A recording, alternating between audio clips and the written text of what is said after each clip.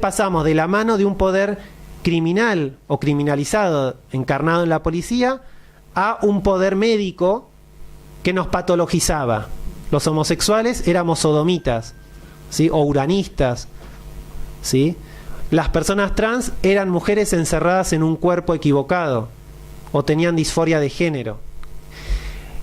Lo que permite la autonomía es justamente romper esos dos poderes, ¿no? El poder de la criminalización y el poder de la patologización. Y otra cuestión vinculada con esta intersección es justamente pensar la cuestión de la patología.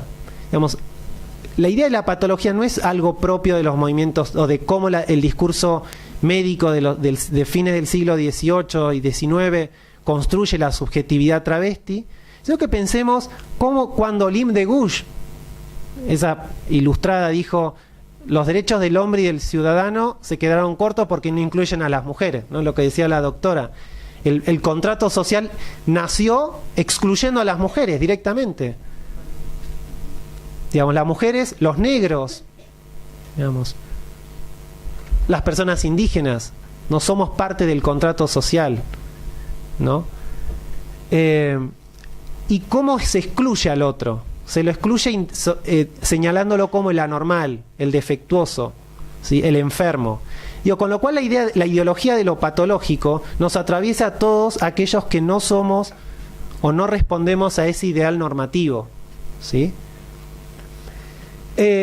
Y otra perla, digamos, fue el Poder Judicial. Digamos, cómo nosotros ingresamos al Poder Judicial demandas de contenido revolucionario, esto es, demandas que ponían en tensión cómo el discurso jurídico hasta ese entonces, pensemos en esos dos regímenes que yo decía, el negador y el de autorizaciones, cómo nosotros pensamos y decíamos: no, esta persona no se va a someter a una pericia médica, ¿sí? O esta persona no va a traer testigos para que digan cómo es ser mujer o cómo es ser varón. Porque un proceso judicial lo que obligaba era que uno tenía que demostrar ser mujer o ser varón. Entonces yo les pregunto a ustedes, digamos, ¿cómo demuestran que son mujeres o son varones? ¿Dónde ancla la diferencia sexual? ¿Cuál es el indicador de nuestro cuerpo? La frenología del siglo XIX, digamos, fracasó cuando sostenía que el cráneo del varón era más grande que el de la mujer.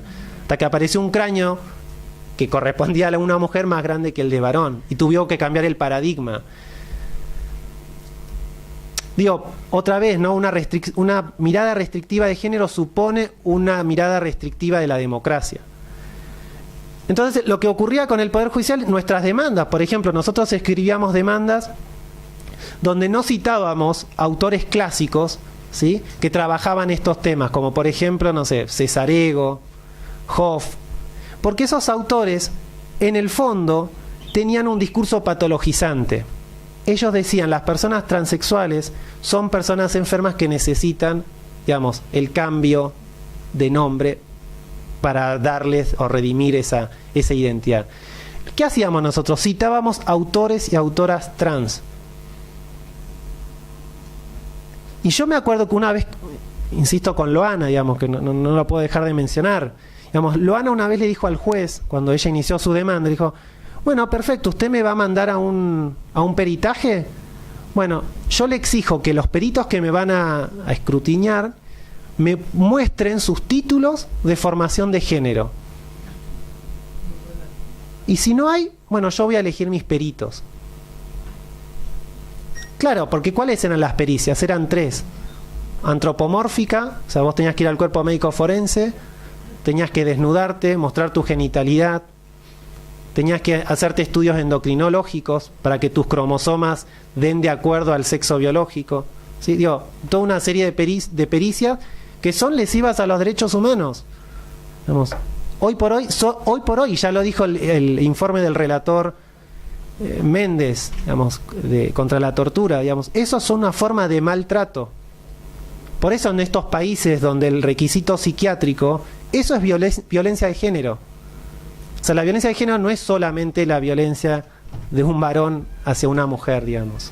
Hay todo un sistema que sostiene esa violencia. Y nosotros hemos tenido relativo éxito. Hemos tenido relativo éxito en sentido... Tengo que cortar, ¿no? Y no hablé de la... Perdón. Bueno, la verdad que hasta las 17 está bien, doctor. ¿Le parece bien? Sí, ya, entonces avanza. Muy bien. Bueno, anécdotas con el Poder Judicial tenemos muchas. Pero... después la digo. Bueno, nosotros logramos modificar entonces estas lecturas respecto del género y finalmente logramos la sanción de esta ley que es revolucionaria y emblemática a nivel mundial, que hoy debo decir que la que nos supera es Malta. Pero bueno, eso después si quieren se los cuento. Pero en principio Argentina llevaba la cabecera en este acceso a derechos. El artículo 1 establece que para mí es medular, ¿no? Es decir, cómo pensar el derecho a la identidad de género o a la afirmación de género. Y hay 3 dimensiones claras, ¿sí? Una que tiene que ver con el reconocimiento y que está asociado al trato digno, que es el nombre que nosotros pusimos, ¿no? Otro que es el libre desarrollo, que está asociado a la salud, y la identificación, que está asociada meramente a lo registral, ¿sí? Esas son las 3 dinámicas que a mi entender, digamos, es como hoy por hoy nuestro dispositivo legal se concreta el derecho a la identidad de género. Ahora los vamos a ver los 3, digamos. Sí, no quiero dejar de mencionar el principio de interpretación, ¿sí? El artículo 13 es importante por 2 cosas. Una, porque establece esto que yo les dije, que pensar el derecho a la identidad como un derecho humano, ¿sí? Antes, digamos, en Argentina, el primer proyecto de ley de identidad de género no se llamaba Ley de Identidad de Género. Estoy hablando de los 90. El primer proyecto de ley se llamaba Ley para Personas Transexuales, ¿sí? De ahí al 2000, cuando empezamos a trabajar sobre la noción de identidad de género, pasó un montón de tiempo y pasó un montón de, digamos, de debates políticos alrededor de si hablar de derechos de personas transexuales o hablar de identidad de género, ¿sí? Pensemos la irrupción de los derechos humanos o de los instrumentos internacionales de derechos humanos en el 94 en Argentina, y pensemos sobre todo en los movimientos de madres y abuelas, ¿no? Digo, ahí estaba muy anclada la noción de identidad. El movimiento transfeminista tomó esa lucha de madres para pensar la importancia de la identidad, pero claro, no anclada en lo biológico, como sostiene el movimiento de madres y abuelas, sino anclada en el reconocimiento autónomo, ¿sí? Entonces, este artículo 13, que a veces se olvida, porque a mí me parece que cuando uno tiene que disputar el cumplimiento de esta ley, tiene que reforzar esto.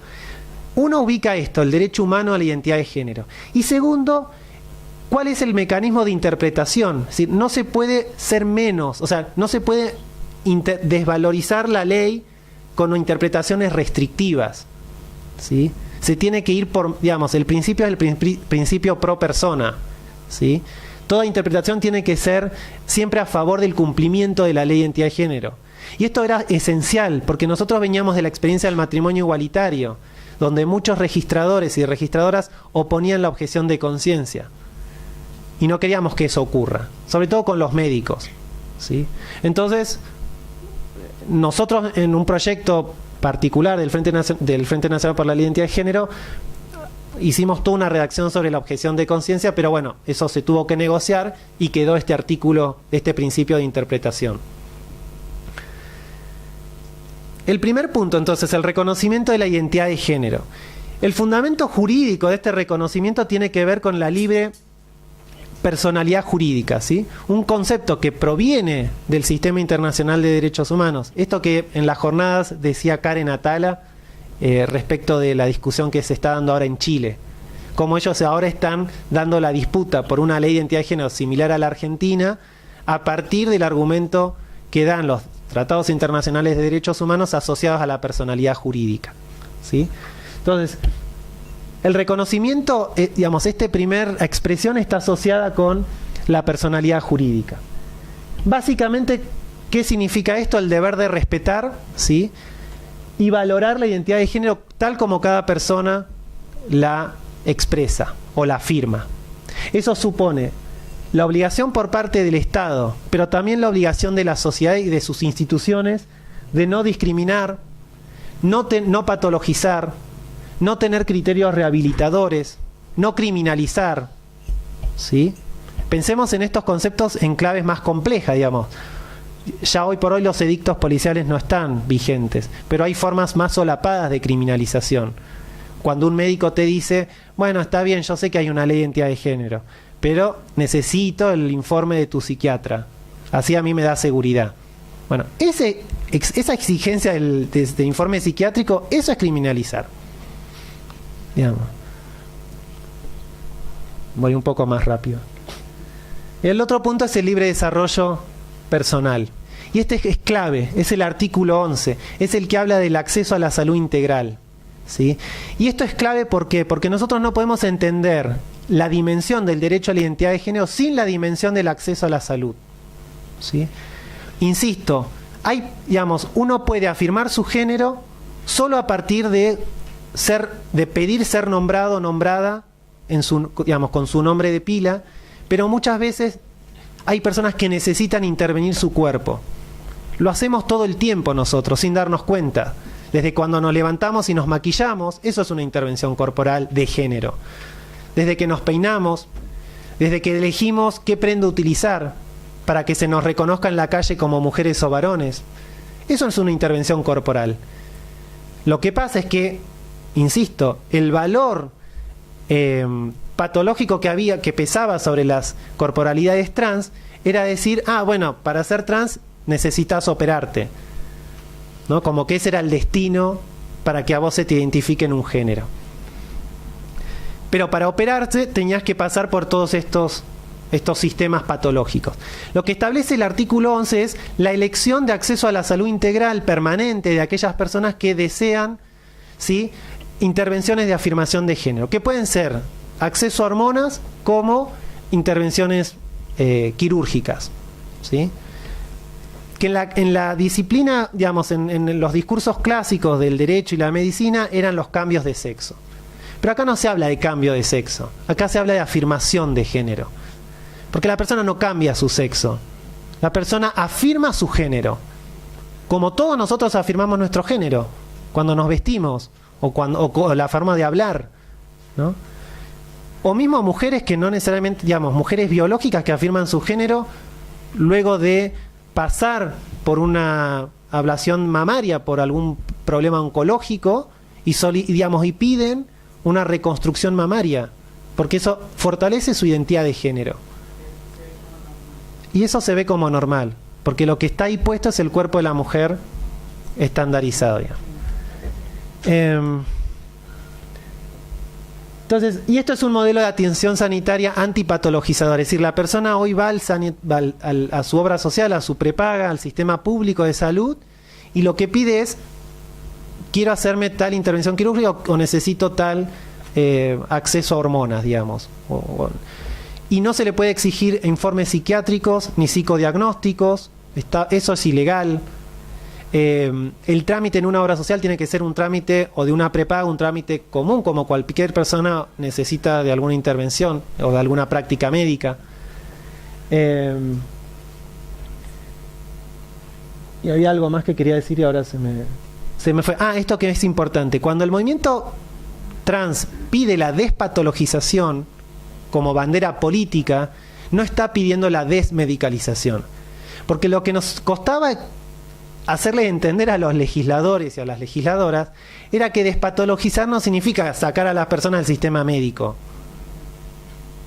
Al contrario, digamos, la violencia de los derechos humanos de las personas trans era justamente haber sido excluida históricamente de los sistemas básicos de salud, porque te trataban como varón o te trataban como mujer, y los médicos no tenían idea de, como decía Diana Zacayán, vos vas a un médico y no saben cómo tratar un cuerpo travesti, digamos. Entonces, la atención sanitaria tiene que ver con acceso a la salud, digamos, y donde el problema no es la identidad de género, son los problemas de salud que cualquier persona tiene, digamos. Bueno, ahí está el decreto 9037, que es el decreto que nos costó un montón conseguir, que finalmente fue en el año 2015, que es el que regula las prácticas médicas y dice que las intervenciones quirúrgicas y los tratamientos hormonales integran el programa médico obligatorio, ¿sí? Esto fue una lucha ardua porque lo que se jugaba ahí también eran las corporaciones médicas. Hoy les puedo contar infinidad de casos de los argumentos que utilizan las empresas de medicina prepaga para no cumplir la ley de identidad de género. Uno, por ejemplo, ahora dicen, OSDE lo dice esto, vos tenés, la transexualidad es una preexistencia. Sí. O sea, vos tenés que inscribirte y decir que sos travesti. Pero esto no es nuevo, digo, las corporaciones médicas siempre... Y el problema que nos encontramos, el problema político, es que la Superintendencia de Servicios de Salud está, digamos, avalando ese tema. Entonces exige que las personas trans en los sistemas prepagos paguen un plus. Pero eso no es con las personas trans, las personas con HIV también pagan un plus.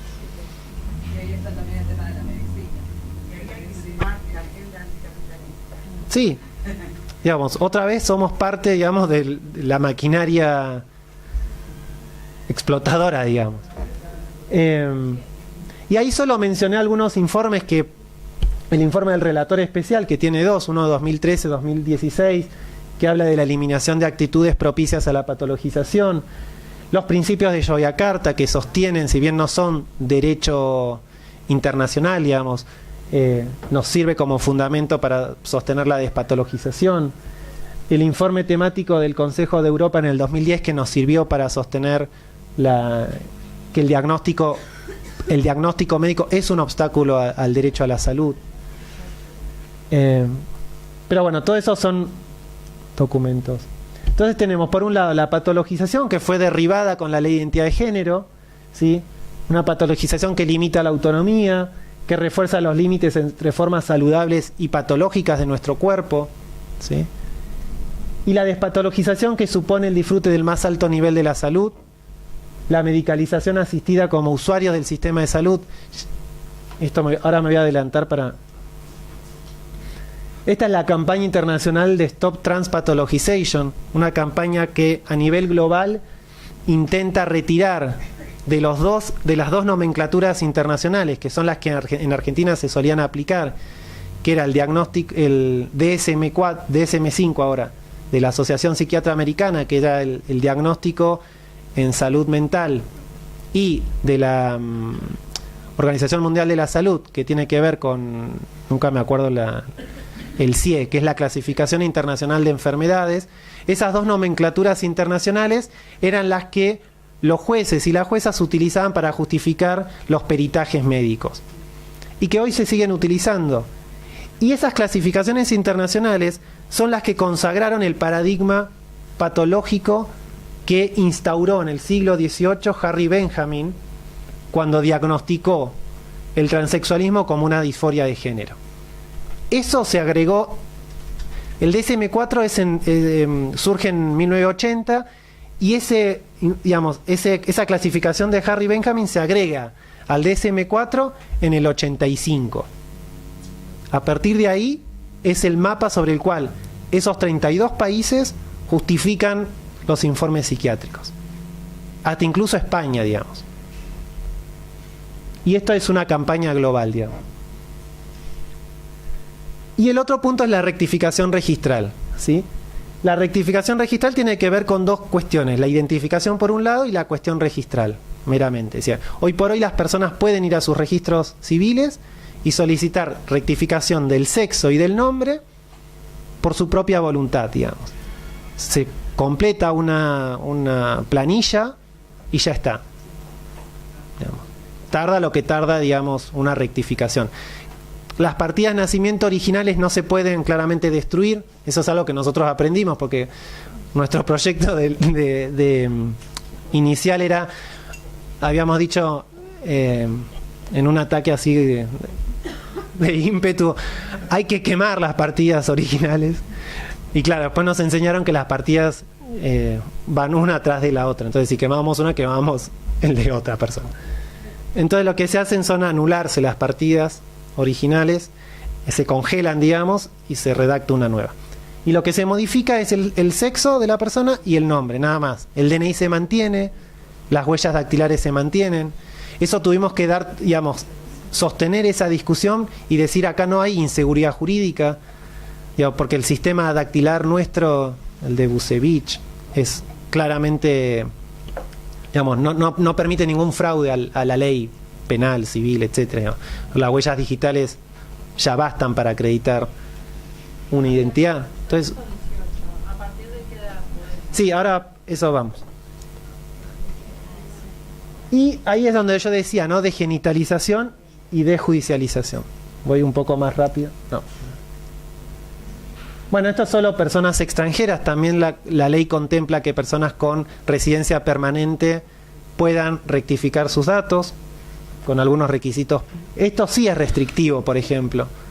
Esta resolución que sacó la Dirección Nacional de Migraciones y el RENAPER, el Registro Nacional de las Personas, es restrictivo porque lo que hace es solamente a las personas extranjeras con residencia permanente le permiten el cambio, y sin embargo las personas, digamos, no habría ningún tipo de, digamos, de criterio razonable por el cual las personas con residencia, con precarias no pudieran hacerlo, con residencias temporarias tampoco. Pero bueno, eso no podemos discutir. El artículo 2 es otro importante, porque habla del concepto de identidad de género en esta clave antiesencialista que yo mencioné al principio. Se habla del género como, que define la identidad de género como la vivencia personal e íntima del género, tal como cada persona la siente, que puede o no corresponder con su sexo o con su género, ¿sí?, atribuido al nacer, que está vinculado o no con la forma de vestir, la forma de hablar. ¿Sí? Ese artículo 2 tiene su fuente en los principios de Yogyakarta. Es la primera ley a nivel internacional que toma textualmente un concepto de los principios de Yogyakarta, que son los principios de derechos humanos en clave de orientación sexual e identidad de género, que un grupo de expertos y expertas dieron allá en Yogyakarta, en la India. ¿Sí? Y algunas notas que yo hice como para entender esta idea es esta cuestión del hacer. Esto que Judith Butler decía, el género es algo performativo. No existe el género como sustancia. El género son los actos que nosotros hacemos. La noción de identidad de género en nuestra ley refuerza eso. Es el género tal como cada persona la siente en su fuero íntimo, digamos. Y ahí sí entramos en el sistema de la ley en personas adultas y niños y niñas y adolescentes. Muy rápidamente. En las personas adultas el trato digno y en niños, niñas, el trato digno es el mismo. Si un niño o una niña en su colegio pide que se le respete su identidad de género, el colegio está obligado a hacerlo. Ese es el trato digno, artículo 12. Y la ley dice cómo hacer si el establecimiento dice, no puedo porque, no sé, el seguro escolar no me va a cubrir al niño con otro nombre. O el niño no tiene el cambio de DNI, por ejemplo. Bueno, la ley dice cómo hay que hacerlo. Hay que poner el apellido, hay que inicializar y hay que poner el nombre de DNI. Eso es algo que nosotros copiamos de una resolución que había logrado Diana Mafía en la legislatura de la Ciudad de Buenos Aires, cuando fue la primera que reconoció el derecho a la identidad de género de las personas trans en la legislatura, en la Ciudad de Buenos Aires. Ahora, hay diferencias en respecto, por ejemplo, en la registración, es decir, el cambio en la partida de nacimiento. En los niños y en las niñas, si los dos padres están de acuerdo, van los dos padres al registro civil con un abogado del niño y rectifican la partida. También, ¿no?, desjudicializándola, despsiquiatrizándola. Eso es la clave. Ahora, si uno de los padres no está de acuerdo, ahí sí, digamos, el niño o niña puede judicializar. ¿Sí? En el caso de las terapias hormonales, lo mismo. En el caso de niños, niñas, las terapias hormonales por lo general son terapias ¿cómo se llaman? Que frenan, digamos, las enzimas o las terapias bueno, se me fue ahora el nombre. Pero no son las terapias que tienen las personas adultas, ¿sí? Sino que son inhibidores, digamos, de estrógeno, por ejemplo. Y en el caso de las cirugías, ¿sí? Ahí sí es el único caso donde se judicializa, con o sin consentimiento de los padres o tutores, digamos. Ahí sí se inicia un juicio. Nosotros pusimos que ese juicio tenga 60, digamos, dure no más de 60 días, digamos. Pero lo cierto es que hoy por hoy no hay casos de niños, niñas que se hayan intervenido. Porque la cirugía tampoco es algo que se obligue, digamos. Sí es importante y hay casos de niños, niñas trans que han rectificado sus datos registrales. Y en las personas adultas, bueno, es esto que dije anteriormente. Bueno, desjudicialización supuso ese modelo hacia un nuevo paradigma de justicia. Fíjense en ustedes, es la primera vez que una ley garantiza la justicia prescindiendo del sistema judicial. Y para mí eso es un logro político tremendo, porque hoy las personas trans no tienen que, o una persona que tiene una identidad de género, no tiene que iniciar un juicio. El acceso a la justicia prescinde del sistema judicial. Y en todo caso, el sistema judicial, o la función de la justicia, es acompañar en el proceso del incumplimiento de la ley la subjetividad de la persona. Y la despatologización, que es clave esto, es clave, digamos, es pasar de ser de ser un objeto del sistema médico y jurídico a ser un sujeto de derechos. Ya todos somos usuarios y usuarias del sistema de salud, digamos, no somos más un objeto de escrutinio de la medicina, ni tampoco un escrutinio del ejercicio judicial, digamos. Y ahí sí, bueno, la ley de salud mental en Argentina, que fue previa a la ley de identidad de género, que ya establecía que no se pueden hacer diagnósticos basados en la orientación sexual de las personas. Eso fue fundamental para nosotros sostener la despatologización, con todos esos informes que les mencioné anteriormente. Y por último, esta resolución del 2015 del Ministerio de Salud, que genera un marco interpretativo entre el nuevo Código Civil y la ley de identidad de género. Recordemos que el Código Civil establece que a partir de los 16 años los niños, niñas y adolescentes disponen de su cuerpo como si fueran personas adultas. Y eso modifica lo anterior que yo mostré, ¿no? De la ley de identidad, de las cuestiones de acceso a... solo se las menciono para que las puedan leer, eventualmente que les sirva, pero ya me estoy pasando de tiempo. Y bueno, y un poco eso es... digamos, eso es todo.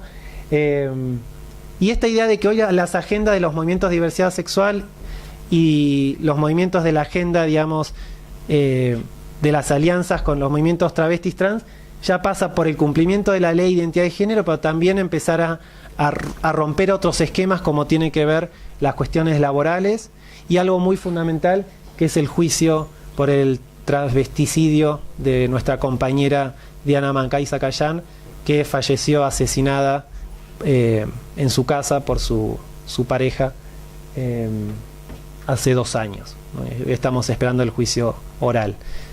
Diana, digamos, fue la que impulsó la ley de cupo laboral en la provincia de Buenos Aires, la que obliga a la administración pública provincial a ocupar en un 1% a personas travestis, transexuales, transgénero, ¿no? Y esto es un poco una paradoja, ¿no? Las dos grandes referentes del movimiento travesti trans lamentablemente no pudieron llegar a vieja, digamos, ¿no? Así que bueno, eso. Gracias.